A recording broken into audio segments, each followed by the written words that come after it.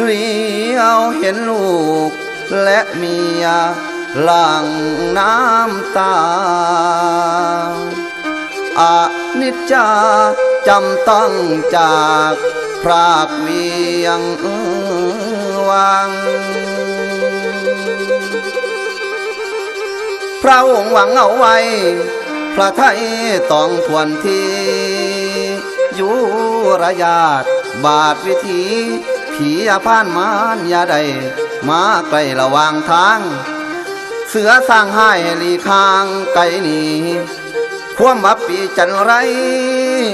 ไพ่ผ่านเอ้ยให้ห่างไกลบัดยามหอนกินนอนอาศัยลมโพใสพ่อสิได้ไพ่เพิงอาศัยแสงอีเกิงเถิงป่าซองแยงผีอะไรกันแกงล่อหลอก